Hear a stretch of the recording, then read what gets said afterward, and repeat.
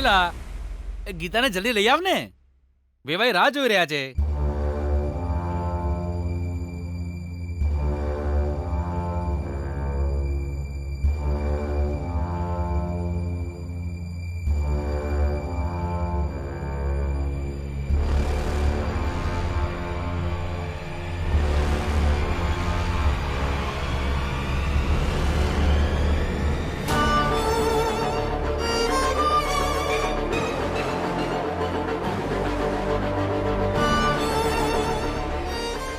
જી, અમે રેડી છીએ.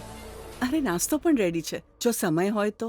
અરે ના રે સુશીલા, જમાઈ રાજે કાલે જ સ્પષ્ટ કરી દીધું હતું કે ખાવાનું નાસ્તો બધું હોટલમાં કરીશું.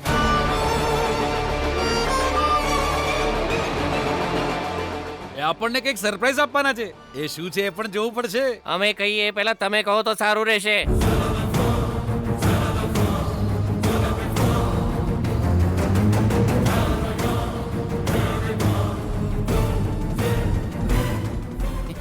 એવી વાત કરો છો જમાઈરાજ, તમે સરપ્રાઈઝ શું આપશો એ અમને કઈ રીતે ખબર હોય? એને સૌથી પહેલા અનુભવ કરવા વાળા તમે જ છો ને.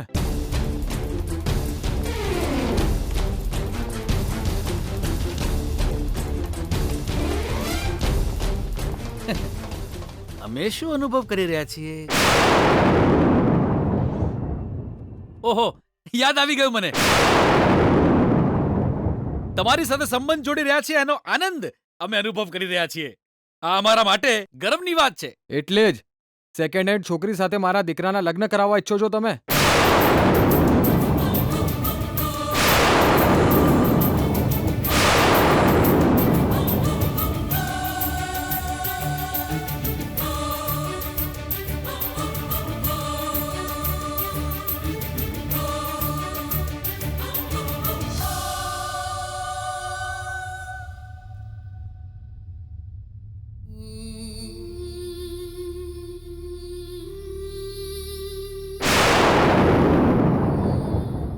એ થુ એવું ના કહેશો.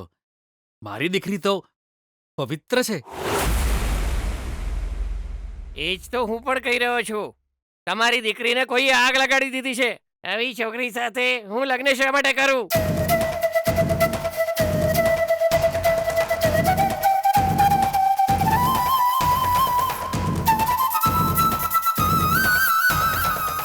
જુઓ બેટા, વાત જરા વિચારીને કરો. જીભ છે એટલે ગમે તે બકવાસ કરીને અમારી ગીતા પર આવા આરોપ ન લગાવો. એ જ તો હું પણ કહી રહ્યો છું.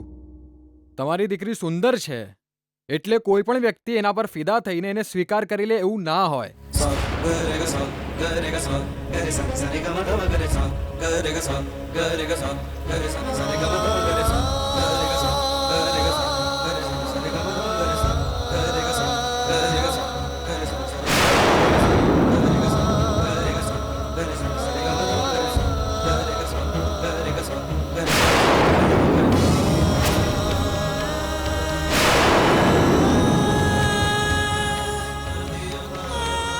બકવાસ બંધ કરો. તમને ઇજ્જતદાર સમજીને હું માનથી વાત કરી રહ્યો હતો, પણ તમે તો મનમાં આવે બોલવા માંડ્યા.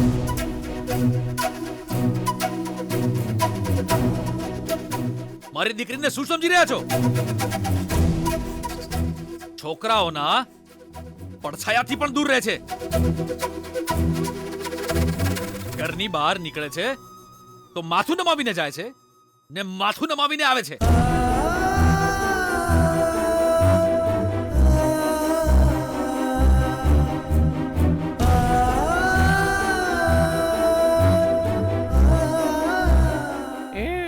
એ તો તમારા ઘરમાં નાટક કરે છે. ઘરની બહાર જતા જ કોઈ એને ફાર્મ હાઉસ બોલાવે તો એ તરત પહોંચી જાય છે.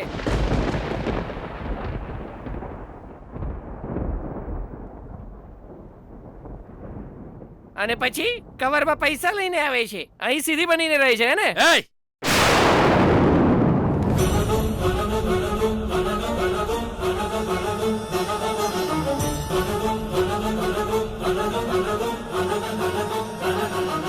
ફરીથી આવું કઈ બોલ્યો છું ને તો તારી જીભ કાપી નાખીશ.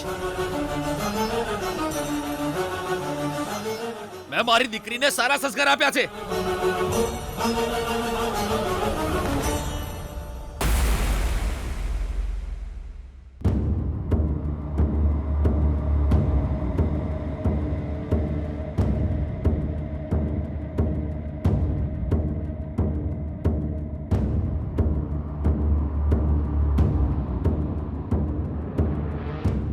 મમ્મા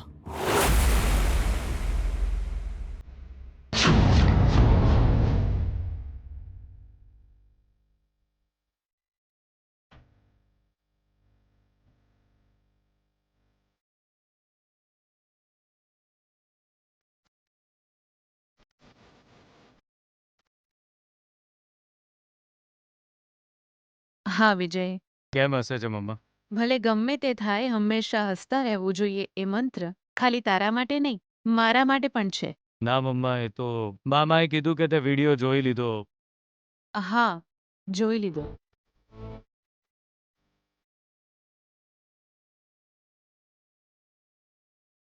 મમ્મા એમાં તો જે થઈ ચૂક્યું છે એના વિશે હવે શું વાત કરવાની? ના મમ્મા, એ વિશે કોઈ જરૂર નથી લાગતી. તારો ગુસ્સો શાંત થઈ ગયો ને?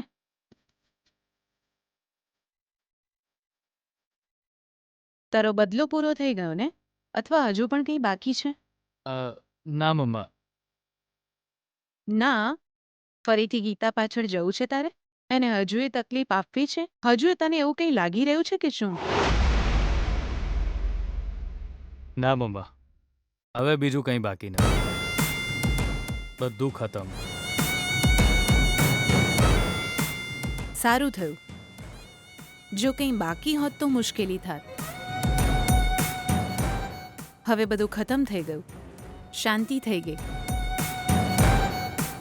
હે ને? હા જી મમ્મા. સારું. હવે થોડી વારમાં નાસ્તો તૈયાર થઈ જશે. આજે તારા પપ્પા પણ ઘરે જ છે. બધા સાથે જ બ્રેકફાસ્ટ કરીએ આજે. ઓકે? શું મમ્મા તું પણ? તે વિડીયો જોયો એટલે મને એવું લાગ્યું કે તું મને વળીશ, પણ તું તો છોડ વિજય, તું એવું કંઈ નહીં કરે એ મને સારી રીતે ખબર છે. બિચારો, તારી કુંડળીમાં જે સંકટ છે એના કારણે તું આ બધું કરી રહ્યો છે. એમાં તારી કોઈ ભૂલ નથી. એટલે જ તને વઢવાનો કોઈ અર્થ નથી. તારા સંકટને દૂર કરવા માટે એકમાત્ર ઉપાય તારા લગ્ન છે. એટલે જ તો હું આટલી ઉતાવળ કરી રહી છું. જા, ફ્રેશ થઈ જા.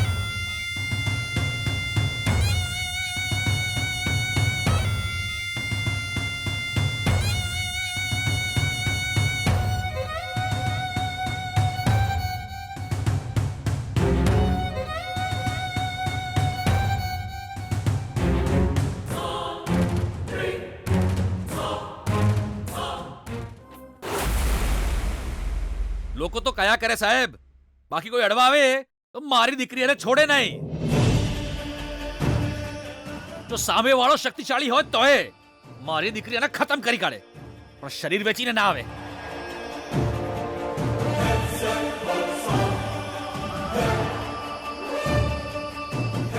બધી હકીકતો જાણી લીધા પછી જ અમે અહીં સુધી પહોંચ્યા છે મિસ્ટર બીપી વૈષ્ણવ. કેરેક્ટર લેસ તમારી દીકરી સાથે મારા દીકરાના લગ્ન કરાવીને હાથ ધોઈ નાખવાનો પ્લાન કરી નાખ્યો હતો તમે લોકોએ.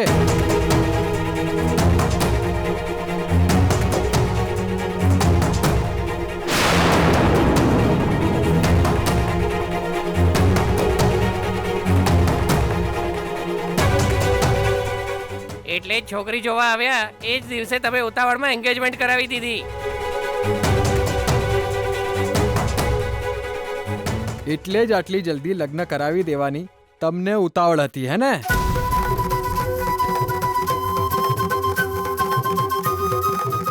હા, એટલે કોઈ બીજા સાથે મોઢું કાળું કરીને આવેલી ગીતાના લગ્ન મારી સાથે કરાવવા હતા એને.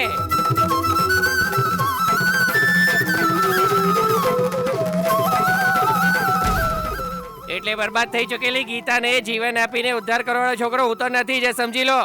એ કેવી વાત કરી રહ્યો છે બે?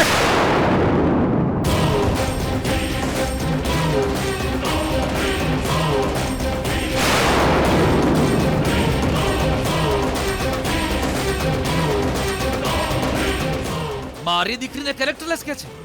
તને તો અહીંયા જ ખતમ કરીને દફનાવી દઈશ. તમે મને ધમકાવીને ડરાવી નહીં શકો.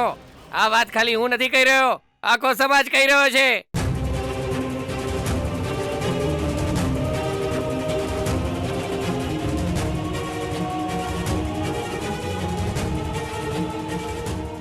તમારી દીકરી બદનામ થઈ ગઈ છે આખા શહેરમાં.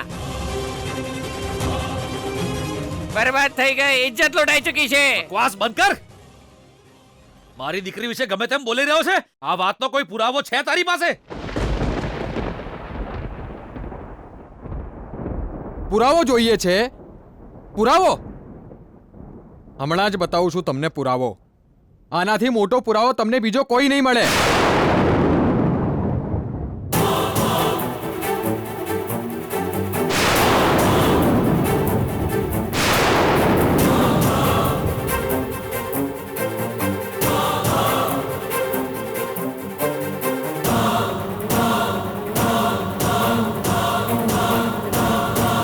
જુઓ પુરાવો. આ પૂરતો છે ને? સાવધાન સાવધાન સાવધાન. ઇજ્જતને નીલામ કરવા વાળા, પૈસા લઈ અશ્લીલ કામ કરવા વાળા, આવા લોકોથી થજો સાવધાન સાવધાન. તમારામાંથી જ કોઈ એકની છોકરીની રાસલીલા કોલેજ જવાના બહાને જુઓ કેવા કામ કરવા જાય છે કોલેજની આ બેસ્ટ સ્ટુડન્ટ. છુપાઈને પૈસા માટે કરે છે શરીરનો સોદો.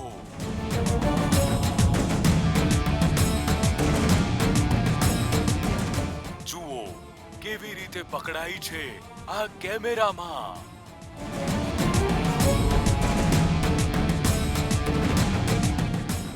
આ છે એક ચરિત્રહીન છોકરીની સાચી કહાની.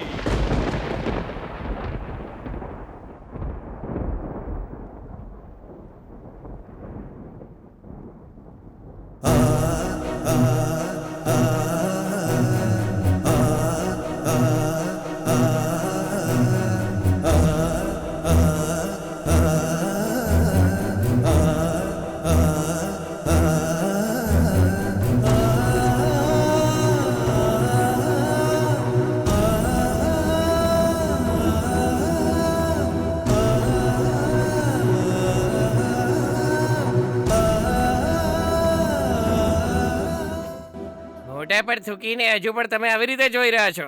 ફરી એકવાર તમને તમારી દીકરીનો વિડીયો બતાવું.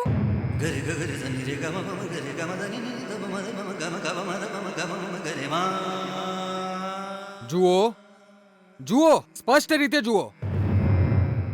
આ છે તમારી દીકરીની હકીકત. કોઈ એની છેડતી કરે તો જીવ લઈને આવશે મારી દીકરી, એવું કહેતા હતા ને?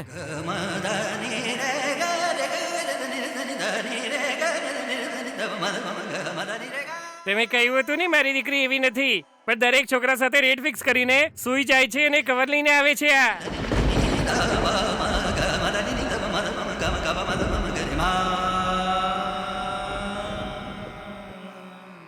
મારી દીકરી બહુ સંસ્કારી છે એવા મોટા મોટા ડાયલોગ માર્યા હતા ને તમે. પોતાના શરીરને કમાણીનું સાધન બનાવીને સમાજમાં ગંદકી ફેલાવે છે તમારી દીકરી ગીતા.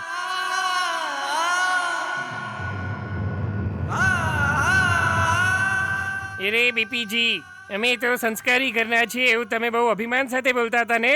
એવા સંસ્કાર આપ્યા છે તમે.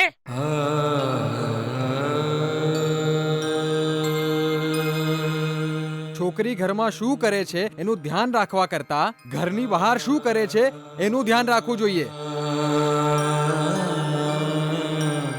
દશેરીઓનું નામ રોશન કરી શકે એવા ગુણ સ્ત્રીઓમાં હોવા જોઈએ બધા, એવું તો ઈચ્છે જ. પણ તમે તો તમારી દીકરીનો ઉપયોગ કરીને તમે લોકો પૈસા કમાવો છો. શરમ નથી આવતી તમને? બસ થયું, ચૂપ થઈ જાઓ.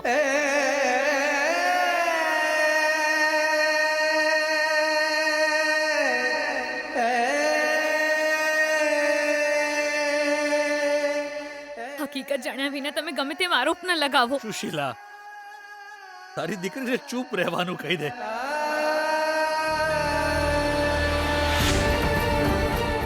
હવે શું હકીકત જાણવાની બાકી રહી ગઈ છે? તું તો અપવિત્ર છે, દેખાય છે. હવે બીજો શું પુરાવો જોઈએ? આ જ સાચું છે. છું. શરમ આવવી જોઈએ તમને લોકોને. આવી દીકરીને ઘરમાં રાખીને સંસ્કારી હોવાનું નાટક કરીને બીજાને દગો કરો છો.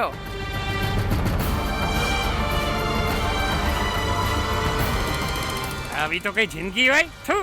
તમને આ વાતની ખબર હતી કે તમે અજાણ હતા, એ બધું મને સમજમાં નથી આવતું. અરે બીપી, તમને ખબર નથી તો હવે અમે કહી દીધું. તમારી દીકરીને શાંતિથી પૂછી લેજો.